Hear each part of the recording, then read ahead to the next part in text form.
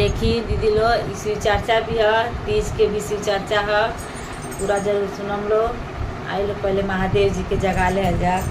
हर हर महादेव, मैया भवानी की, हमारे सनातन धर्म की सभी देवी देवता को चरण प्रणाम बा, सभी गुरु भाई बहनों के चरण प्रणाम बा। आई देखी लो कितना मस्त शिव चर्चा बा, कैसे तीज व्रत रहतड़ी।